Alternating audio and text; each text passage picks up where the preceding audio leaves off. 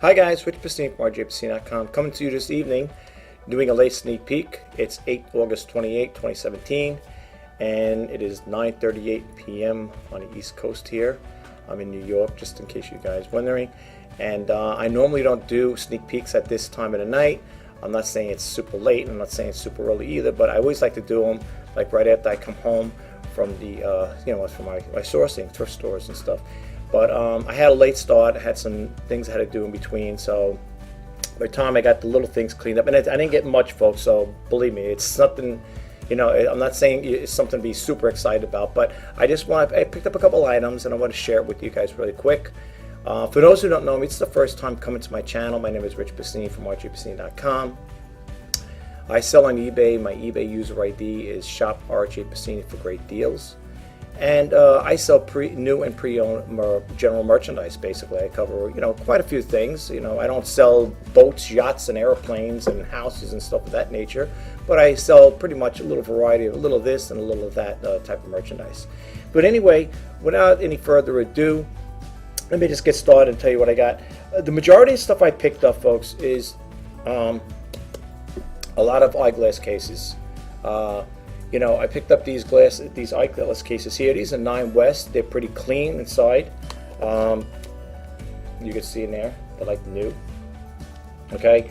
Some of them, like I said, what I'm showing you is all pre-owned, just to give you a heads up on it. Some of them have, like I said, like little flaws on it. Like this has like a little mark on the side of it.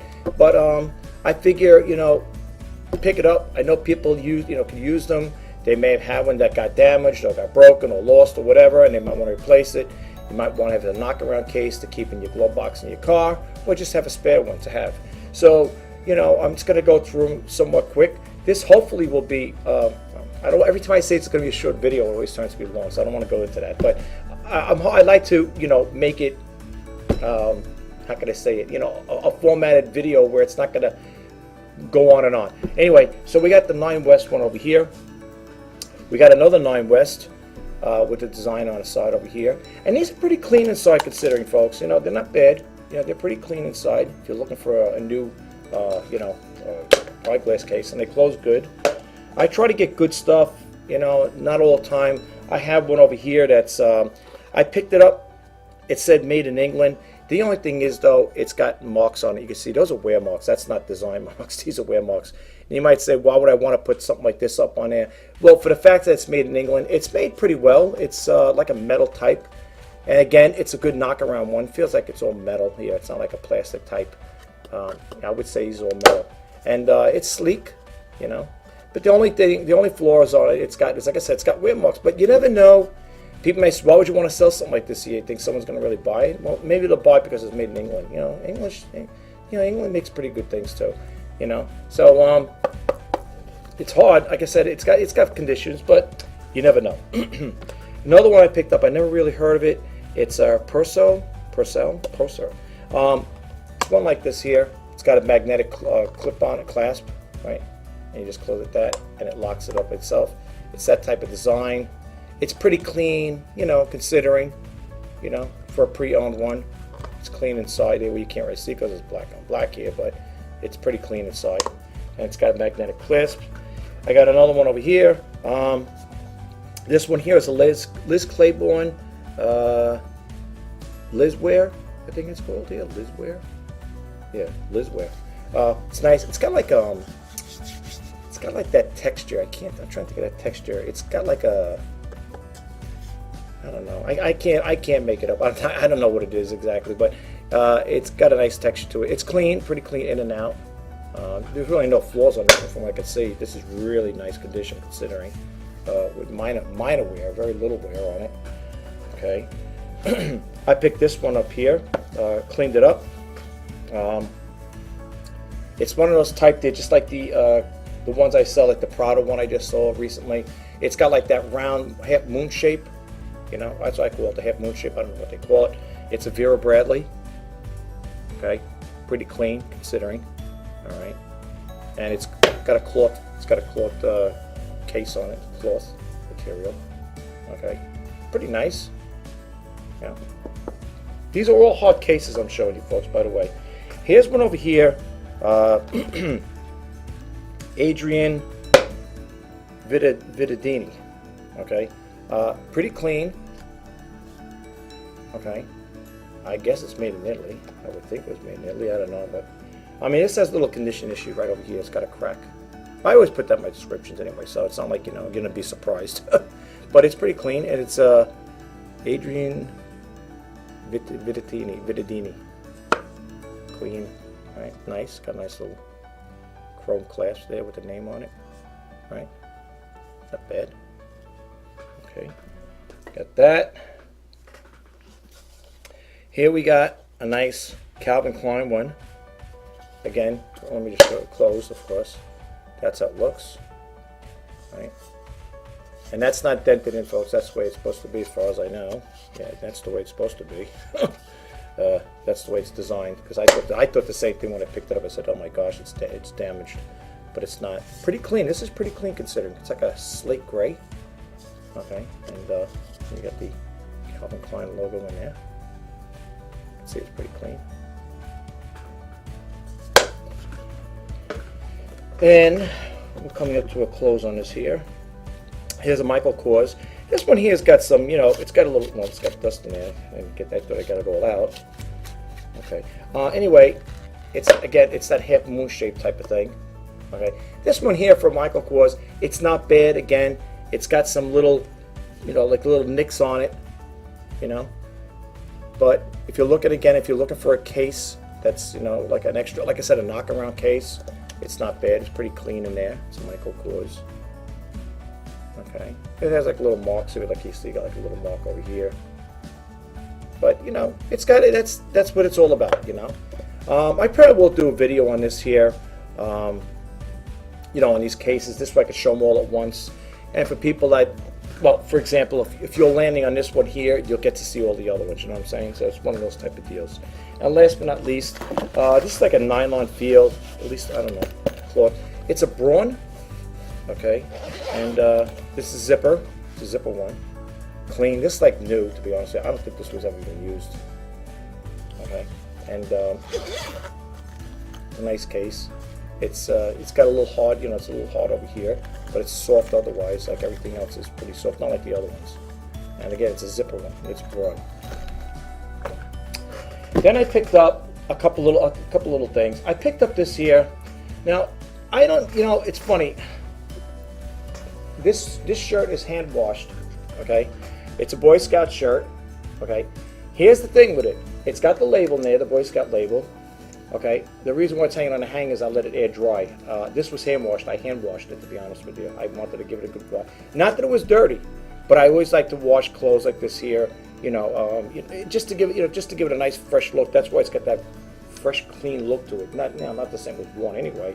But here's the thing.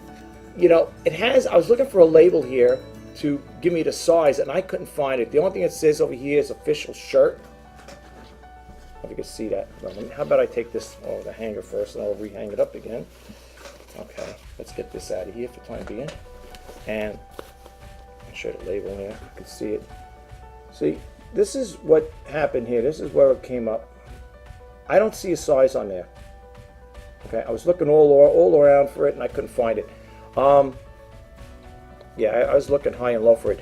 And the other thing that I got to point out in the description here is that this did have a name in it, and I tried cleaning it out the best I could to fade it out. I don't know if you can see that there, folks. You see the name's pretty faded. It was a lot darker than that, folks. Now, they tell you not to clean these with bleach, and I didn't clean it with bleach. I just used regular laundry detergent. You know, mild one with the fabric softener. It's in there. It's faded. I know you can see it over here, but when you look at it in person, that's why I'm looking at it in person right now. You don't really see the name on the back of it. Like it doesn't bleed through. At least it didn't bleed through on this one. You can see it for yourself. Because the name is right around this area, and you don't see it, right? I tried washing it. You know, let it soak. You know, took a little toothbrush, and you know, faded it out the best I can. I get you. You know, I bet a couple more washes, this will come out. But anyway, it's a nice Boy Scout shirt.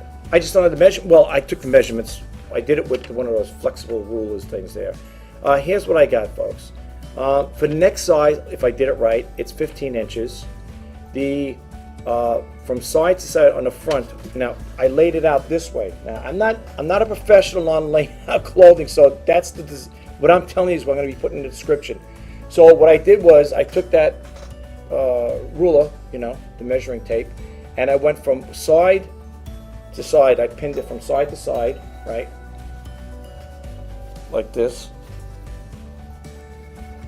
If I can get it here, and I ran the tape measure from here to here, right there from side to side, and that came up with 19 inches across. Okay, I don't know, I'm probably doing it wrong.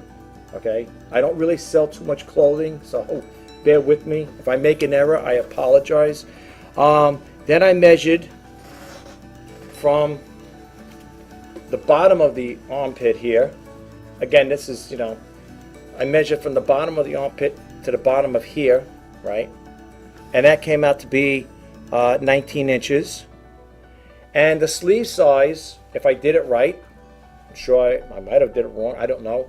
Took the tape measure, I went from here to the end of the cuff, and that came out to be 24 inches. So I don't know how to decipher the size in here. I'm going to put the dimensions in there. I don't know if this is considered a medium. It might even fit me. I wear a medium. I don't know. I can't put it out. So I'm just going to put the dimensions on there, in the description.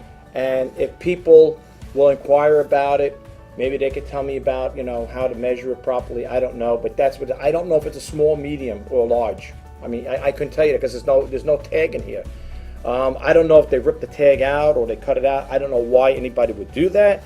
Let me just double check in here. I didn't see anything here. I know I looked this thing pretty much high and low. I didn't see anything where it had a size in there. So unless they removed the label, which would be kind of silly, that's the only one that's on here. And all it says is official shirt. Yeah, that's all it says. I don't see any size here whatsoever. It's not even in the back of the label. Yeah, so I don't know. Okay. I know these sell, just to let people know, these patches are sewn on. They're not glued on. And I know there was, I know how my brother sells these too. He was telling me that a lot of people don't like buying these type of shirts with the emblems ironed on, because this is stitched, because eventually they pop off, or the glue, it seeps down and it goes onto the uniform. So this here, it's got the applets on here too. You see the red applets here. This is stitched. This one had I picked up another Boy Shop last time, another Boy Scout shirt, and it didn't have a lot of patches on it. Again, here's the troop number, I guess right over here. And if you open it up over here, like I said, I know people like these here stitched with the stitching on it. You can see it's stitched, which is good. That's the right way to do it. Okay, and this is embroidered. Boy Scouts of America. Again, where I showed you that. And this one here, I guess it's the Boy Scout emblem. This one right here. Again, well now this one here, now this one here has got me going. Now this one might be a glued one. Well, wait, let me see. How do they do this here? I'm sorry, hold on folks. I just want to see some. Oh, no. All right, I thought it was glued. Okay, I was wrong. No, I thought they could, because I couldn't find it one. It's that one there is stitched as well. Okay, so you can see it's stitched. Okay, all right. So all the patches, in case you're wondering, it has all its buttons, and it's all, they're all stitched on patches, and there's no buttons missing here. Just buttoning this up here, and it's a nice shirt. It's pretty clean. Outside of the person who put their name on it, I don't know why you would write your name on it with a pen or something. That doesn't make no sense whatsoever. I try to fade it out the best I can, and it has been faded out quite a bit, because that there was a lot darker. Okay, and as far as the people wondering, well, if I buy it, you might see it through the back. That's how it is here, and it's pretty lit. I got the thing on pretty bright so you would see it. Maybe it's a little faded, just a little fading like that. But looking at it in person, doesn't look that bad. Look, Here's the thing, folks. If you buy anything from me, you don't have to worry. If you were to buy this shirt off of me, you got it home, after I put the dimension in, you say, oh, that sounds like it might fit me, whatever. You try it on, send it back. You got 30 days to send it back. Just do me a favor. Don't strip anything off it. I'm not saying you would, but please don't take any patches off and keep the patches. You know, I mean, I'd want it back in the same condition I sent it to you is the way I'd want it back. Okay? So we got that going on. Again, I wish I could tell you it's a small, medium, or large. I don't know. That's why I take the measurements like that. I use one of these flexible tape measures here. That's how I did it. Okay? So I'm not a professional on it when it comes to clothing, but that is what it is. Let me put that over there. I got to rehang that one up again. I don't want it to get dirty. And then I picked up the last two irons I picked up. This one here is a new shirt. Now this one here has a size. Hallelujah for that one. This is a large. It's got a very nice feel to it, folks. It's got like a, feels like a velvety feel. You know, when you wash this here, it's well because it's new too. It's 100% cotton. But if you wash this, you might want to wash it in a nice, I don't know, one of those type of, you know, like with a laundry detergent that's very gentle, on a gentle cycle. If you buy it, you know what I'm talking about. Let me just get the link off of here. This is brand new, never worn. I can tell you that because it's got the label on here still, you know, so you can see it right there. Label's right there. This is new, never worn. Pretty clean, as you can see, it's red. Pretty wide too. This would fit on me like a bed sheet. This is pretty, I don't know, I guess you gotta try it on. But it's nice. Alright, but you got the label on there. I don't have the price points for any of these things, folks. Well, I know what I know usually, you know, I don't usually share or give price points out when I sell stuff, but I could share this with it. I could share this stuff with you. And I'm not ashamed to, you know, throw it out there.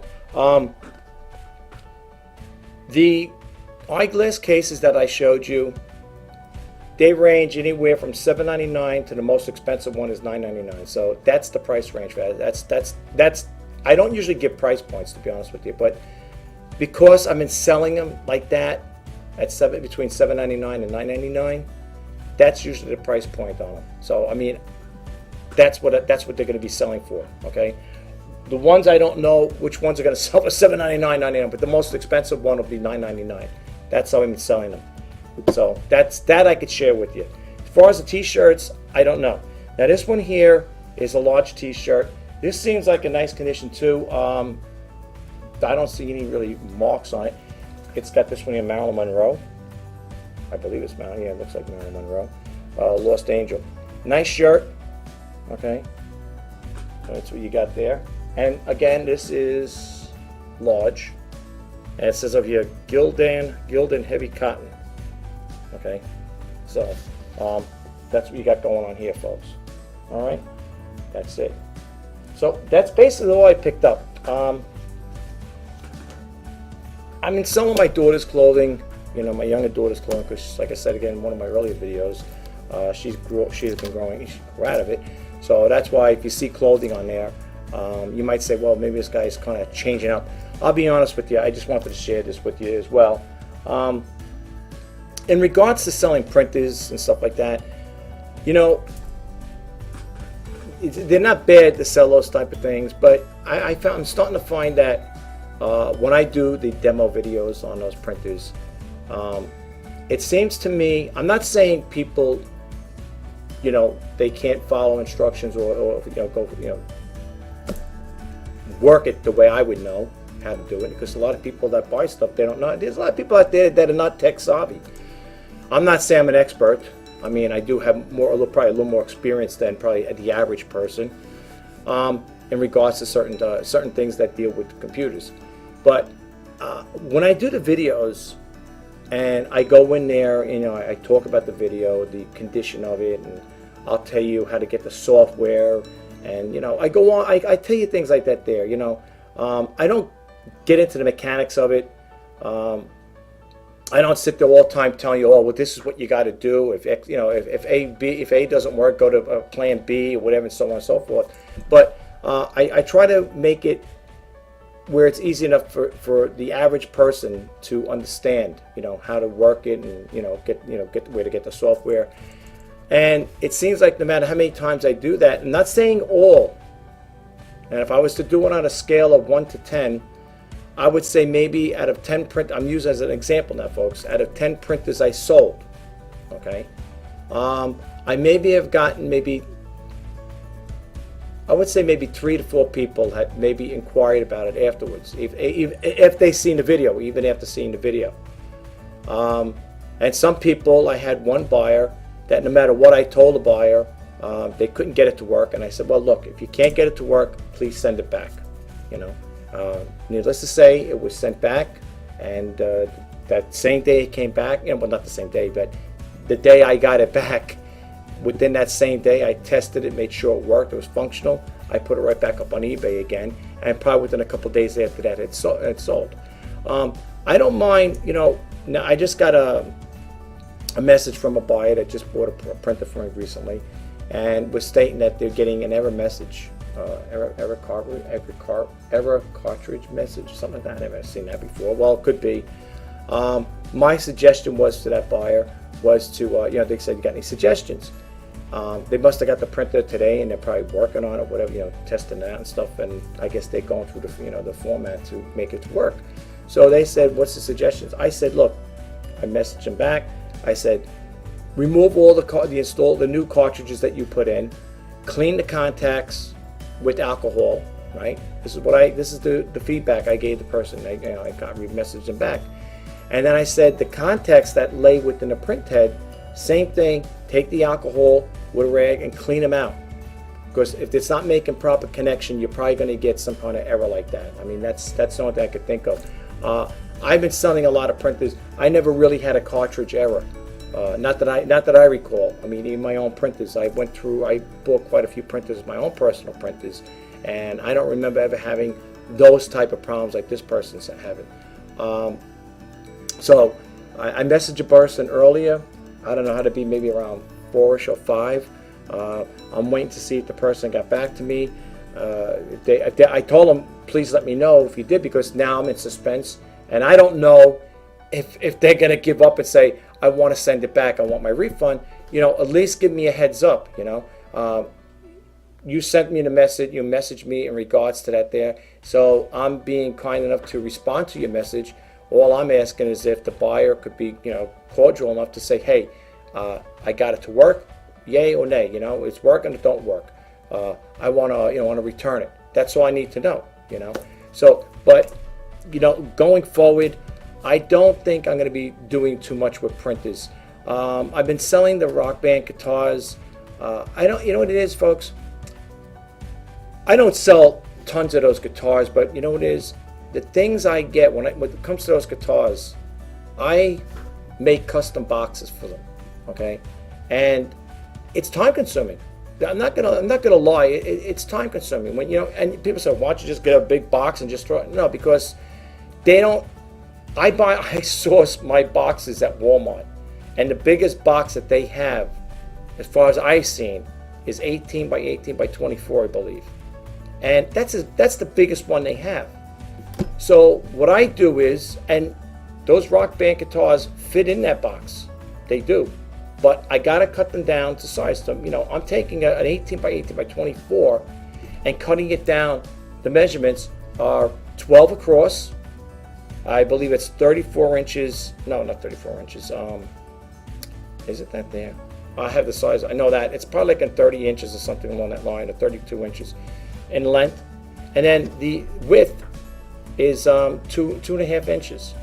So, when I get that box, I got to cut it down to that. I got to take a big yardstick ruler, measure it, take a razor, fold it up, cut it, and do and then so on and so forth. It's time consuming.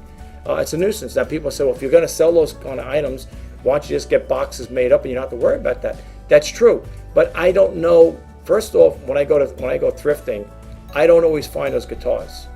Okay, so I sold one, I think, last week. I think I sold one. I think I got either 2 or 3 left, if I'm not mistaken.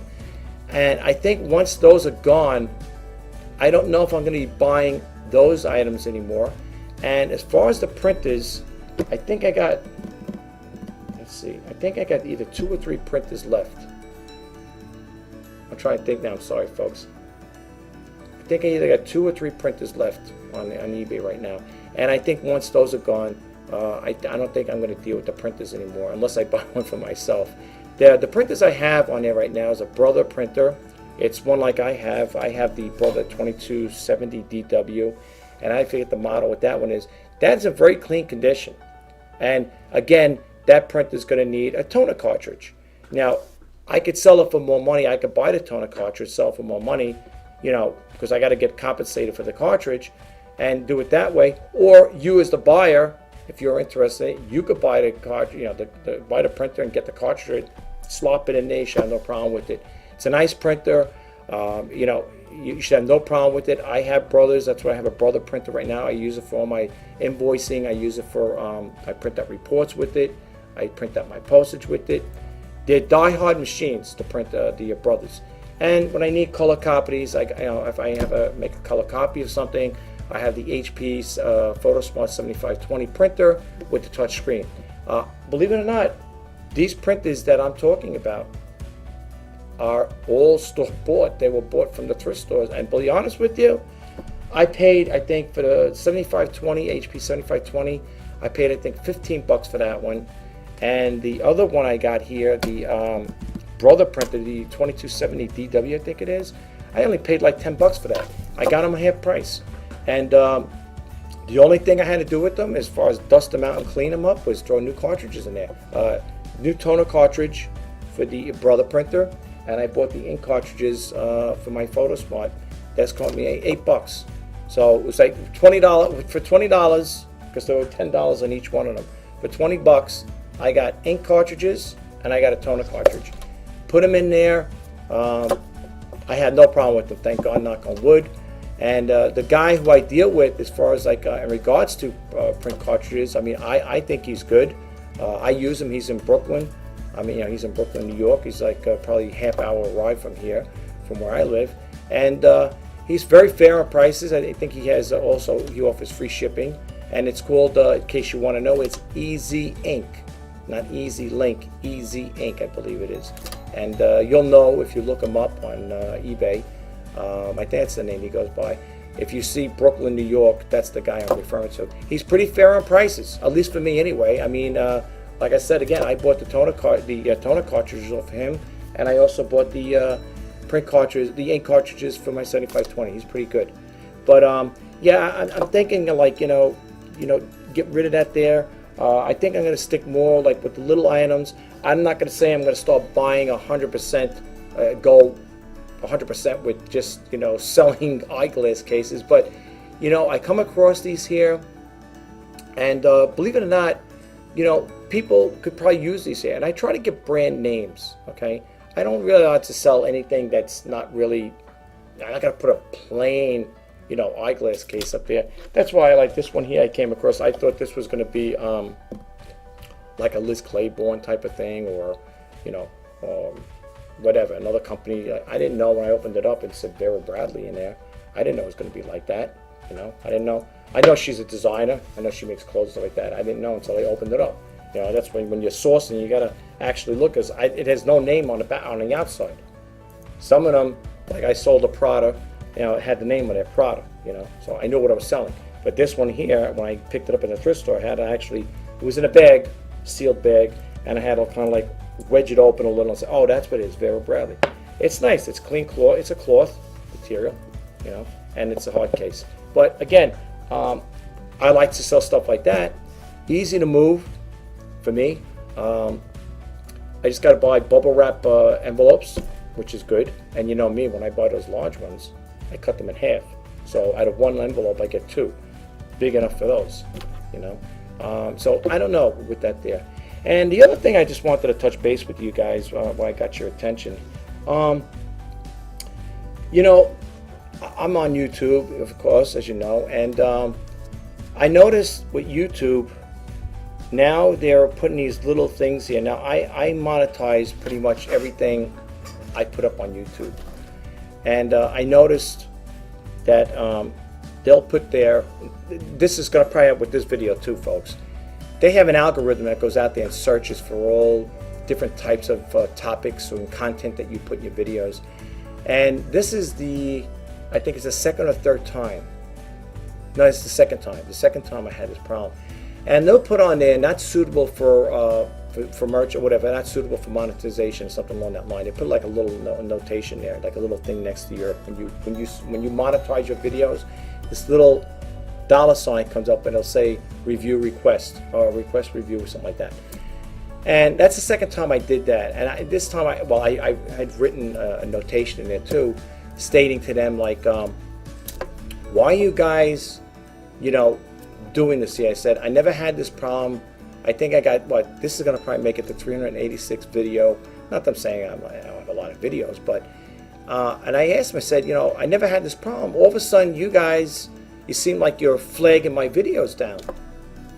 And, I said, I messaged the customer support for YouTube, YouTube customer support. And I said to them, is the content I'm putting out there, is it offensive? Is it hurtful? Why are you guys flagging my videos? I'm not saying I'm anything special where you say, well, what do you think, you're something special that you shouldn't get flagged? No, but when you look at, when because they put a little, when you click it on, you could read the things that they don't want you to put out there, the content. I don't talk about politics. I don't talk about race, religion. I don't talk about any of that stuff. And I told them over there, and YouTube customer support, I basically talk about eBay. I cover other topics. Again, I don't get into world politics. There was only one thing I said in one of my videos about this: could the world, world events or whatever, be control, slowing the sales down or whatever. I did something along that line, but it wasn't bad. I'm just trying to say, like, it had something to do with selling. And I said, the sales are slow, and, maybe people don't feel comfortable shopping, for whatever reason. Some people do, not to segue into it, but there are people out there that do get caught up in today's news and all the rhetoric that goes on. I don't like to follow what's going on with, as far as like the world events right now. Not that I'm saying I'm going to live in a shell or stick my head in the sand, whatever. I don't really get myself too involved, because what happens is when you're doing a business like this, it distracts you, okay? And I don't like to leave it on the background, okay? I don't put it in the background as I'm doing my listings. It's distracting, okay? And then if something does, they have like a news flash or a breaking news flash, you're over there typing, the next thing you do, now you're tuning into a television news flash. I don't keep the TV on, okay? And my suggestion is, if some people say, well, I work better with the music, I work better with the TV, that's fine, okay? Back in the day when I was starting to do like that, I'd have the news in the background, and I found it to be very distracting. And when I'm doing my listings, I would know I'd make a couple typo errors, because I'm not paying 100% to the listing. I'm listening, I got like one eye over here, and I'm looking at my laptop, looking at the breaking news over there, and it'd be a very distracting thing. So anyway, going forth, so I messaged, like I said, I contacted YouTube support, customer support, and I was like, I don't know if, like I said, and then the other thing is that, people, I guess if people don't like your video, or maybe they find something that's insightful or something that's, I don't know, that could cause, I don't know, maybe you're talking about something that you shouldn't be talking about, they have a report button there, a little thing, a little wording there, and you click it on and you can report it. You can report that particular person, whatever. If you can report their chat, that video maybe. I don't know.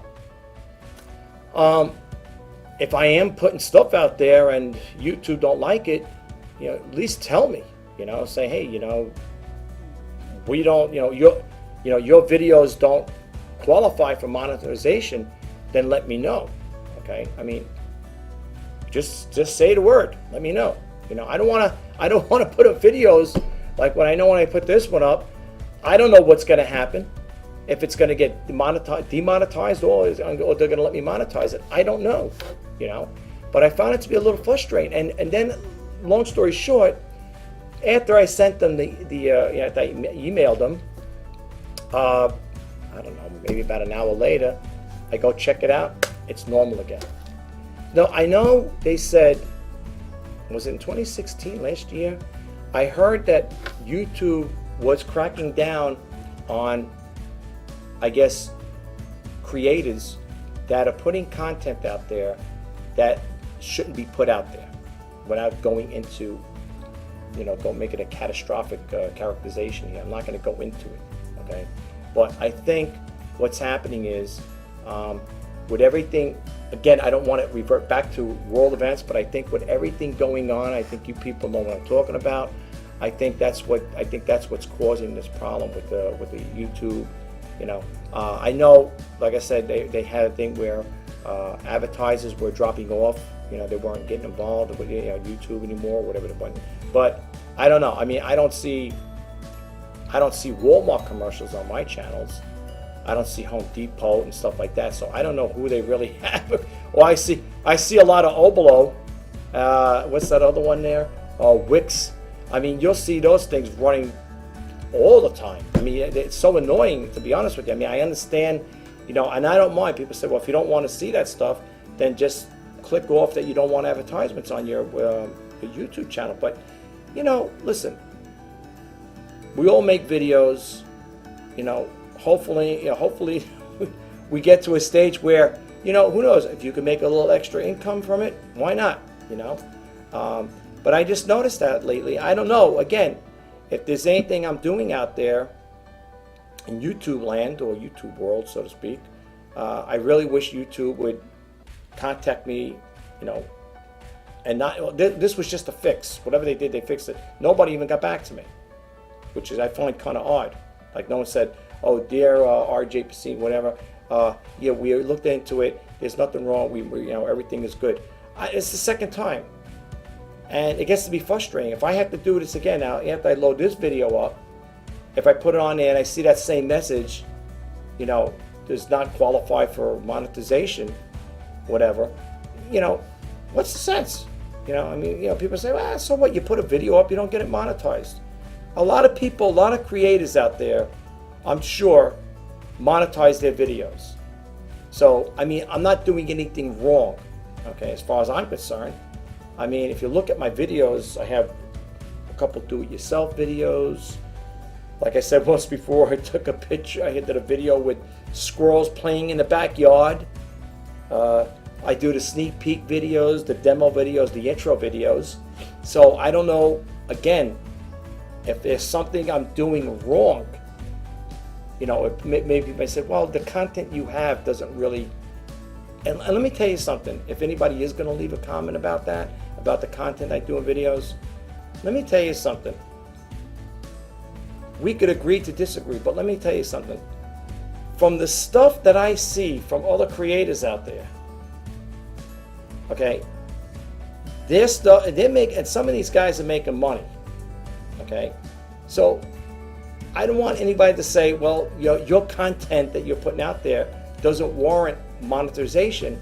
Is kind of foolish to say something like that, because for the simple reason is, I'm sure everybody who's been on YouTube has hit channels and watched what people do, other creators do, and you'll say, and you'll see advertisement flashing across the, when you go onto their channel. If they could do videos and put that type of content out there, I think you guys know what I'm talking about, I should have no problem, because I am not doing anything that's out of line. I mean, I started doing, like I said again, out of the videos I do, it shouldn't be a problem as far as I'm concerned.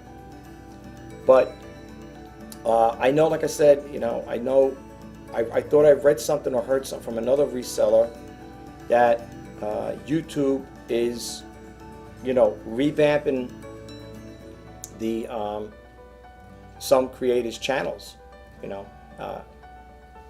This one guy I was following, one seller was following, reseller was following, he had a whole bunch of things that were being demonetized. And he's got to probably go through one by one, because I don't know if you can request all of them, but I know that one I had, it says review request, or request review, no, request review. And I only had the one, thank God, knock on wood. If I had to do all 300 and something of them, I would I wouldn't even bother. I wouldn't even waste my time because it's too much. And the people that have thousands upon thousands subscribing, or videos, not subscribers, but videos, I could just imagine how they would feel. You know, there are top-rated YouTubers out there that got that too. And when you have thousands of videos out there and they're being demonetized, good luck with that. You know, I mean, I'm a small player in this field here, and I could see what it's all about. But you know, I just wanted to share that stuff with you folks. You know, I just thought I'd, you know, get that out there. Let me know if you guys are experiencing any situations like that too. Like if you're having problems with YouTube, you know, demonetizing your videos. I'm sure if you're following me, I'm sure you must have a following too. You probably have. I'm sure you've got videos up there. You're probably doing it. Maybe you are, maybe you're not. I don't know. But I'm just curious to hear the feedback though. You know, if anyone's got any comments to leave, please do. I'm gonna wrap this up. It's 10:19 over here, actually 10:23 p.m. over here on the East Coast, and I am getting a little tired. I want to do some other stuff I have to do on here pertaining to eBay and stuff. So I'm gonna upload this and see where it goes, and that's it, guys. You know, for those who's starting off this week, you know, sellers, I wish you guys all the best, and you're selling endeavors here. I didn't do too bad. Over the weekend, I had, well, between the weekend and today, I think I had like, 6 or 7 orders that went out, which is pretty good, you know, and nothing to write home about. You know, it's not where I could say, oh boy, you know, I could go out and buy a brand new car or whatever, but at least something's picking up. And the other thing is, on my listings, if you do reach out at my listings on eBay, you'll notice I have a lot of buy it now. I do have best offers, but folks, I'll be honest with you, I like best offers. It's a good way to move merchandise, but the things that people, the offers that people are making is unbelievable. It really is. I mean, I had one buyer, I'm selling an item, and it was originally listed for $100 at one point, and I dropped the price down on it, and the buyer offered me $50. So I came back, and this is $50 with free shipping, and I went back to the buyer and I said, I made a counter, and the counter offer was give me $70. You know, I can't do it for $50 because I'd be taking a loss on it. Now people say, well, how was your listing? Do you have free offer, you know, free shipping with it? Yes, I do. Yes, I do have free shipping, fast and free. But that's if you buy it at the price for $79 or $89, whatever I have it listed for, because that's padded into it. Okay, so I think I have this item listed for $89, and I already went down. You know, I made a counter of $70, and I'm waiting for the buyer to get back. If the buyer doesn't do it, you know, come back, that's fine. You know, there's other, I think it's got 6 watches on it anyway, but there's no way to do it for $50, because $50 what I paid for it, and I didn't get that on a half price off, that half day, or, you know, half price off. It wasn't 50% off that day I bought it. I bought that for full price. So, you know, again, you know, not to sound like a broken record, but us guys, us resellers, we're in this business to make money. Okay, you know, I don't want to be one of those guys that I broke even. Sometimes you hear resellers say that, oh yeah, I got this here for X amount of money, and I sold it for X amount, so I broke even. I don't want to break even. You know, I need to make a profit. You know, if you, like I said again, if you want to, you know, you got to pay bills and stuff like that. You need to make enough money to pay bills to cover it. So you can't, if you keep saying I'm breaking even, it's like me buying this mouse here. Okay, I buy this mouse, I pay $10 for it, and I'm selling it for $10. What's the sense? You know, why even bother? Why even bother being in a business like this if you can't make a profit? So you know, I tripped up a lot of that stuff there as from regards to the best offers. I changed a lot of best offers to buy it nows, because first off, I thought it was kind of silly myself. I mean, I'm selling, let's say I'm selling a mouse like that, an HP mouse, for $10 or $9. I'm saying best offer. What am I gonna do? What are they gonna offer me? $5, $6? You know, give me a break. You know, So I just made it a firm buy it now price. You want it, this is what it goes for. But I do still have best offers out there, just to let you guys know. And I encourage people to please make a best offer. What's the worst I could do? I'll counter with you, and if it's so ridiculously low, I'll just decline it. That's why eBay gives you that option. They have it where you could view the buyer's bid, offer. You could respond to the offer, counter it, or you could just hit that decline button. And I tell you the truth, since doing that with the best offers, I have declined many of offers, believe me. And something, it was a good thing I did, because if I would have taken everything all these offers people have made on certain items, I would be hurting. I'd be in a negative as far as I feel. If you had to balance your books, I'd be down. I mean, really, I couldn't do that. I can't. There's no way I could do it. So, yeah. But if you look at my listings, a lot of them I have changed, to buy it now. I didn't put best offers on the ones. And my rule of thumb is, if you're selling something for $9.99 or $7.99 or whatever, I don't think it's really a good idea to put making best offers, because first off, you might get people say, "I'll give you $3 for it," when you really want $7. So if your target price is like with these things here, okay, with these eyeglass cases, I'm not going to put best offers on them. I'm going to either sell them, I'll mark them up, either $7.99, the best ones or the good branded names, up to $9.99, and that's it. Buy it now, and there's no free shipping with it. You got to pay for shipping as well. But I think I'm charging a decent enough price where you're still getting a good deal on it. At least that's the way I look at it. But let me know what you think, folks. What you think about the what I talked about tonight. If you get anything out of this video, give it a thumbs up. If you're new to the channel, I'd love to have you as a subscriber. I'm hoping I can get to that 100 mark there. If some of you guys would be kind enough to subscribe to my channel, I'd love it. I know you guys are great people out there. I try to do the right thing. I'm an honest seller. And I do try to work with with the buyer. So I don't want you to think, oh, this guy's, the way he talks about with the best offers. It's not that I won't. It doesn't. It's not. I don't want you to get the wrong impression that I wouldn't work with you guys.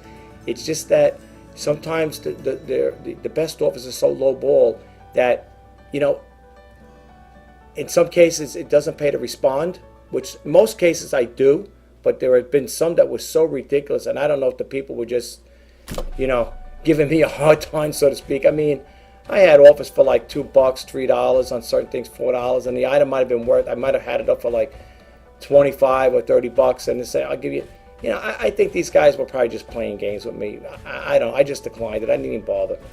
If I'm selling something for $20 or $30 and you're gonna make an offer for $3 or $4, I just hit the decline. But it's no sense of countering, because I know if you're making a low ball offer like that, chances are you're not really interested.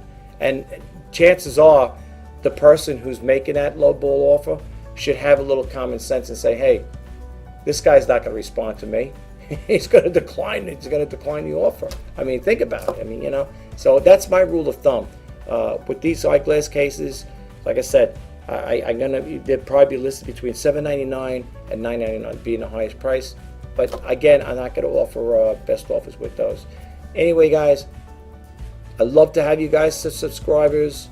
If you like anything, that you got anything out of this video, the sneak peek video, I know it's protracted a lot longer. That's why I said I don't want to give timestamps, because every time I try to give a timestamp, it goes into a lot longer than expected. I can tell you this is going to be a 15-minute video. It might turn out to be an hour or 15 minutes, Hopefully not. Anyway, I'll talk to you guys. Have a great night, great day. I hope you guys have a good selling, week. Just to let you guys also know in closing, eBay Radio goes on tomorrow with the Power Seller. You could catch the live radio on the East Coast over here, Pacific time, I think, in California, where they could broadcast. I think it's 11 a.m. Pacific time. On the New York or East Coast here, it's usually 2 p.m. and it goes from 2 p.m. I believe to 5, if I'm not mistaken. And then it goes on Thursdays, same time frame, 2 p.m. I think it goes to 4. The reason why they get that extra hour is that's the top rated seller hour. And if you're not familiar with it, with eBay Radio, you can get a lot of good pointers on there. You get top rated sellers such as myself on there. I don't call in, so to speak, but you do get a lot of top rated sellers in there, and they share their viewpoints. You can learn quite a bit. I listen to them religiously. I listen to them on Tuesdays and Thursdays, so you might want to check that out. And the way to get to it is just type in eBay Radio Live, and you click on that icon at 2 p.m. if you're on the East Coast, and check them out. Subscribe to Griffin Lee's newsletter. You'll get updates on there. They post stuff on there, and it's good. It's really good. Anyway, thanks a lot, guys. Take care. Have a great day, great night. Talk to you soon, and a happy selling week. Thanks. Bye-bye now.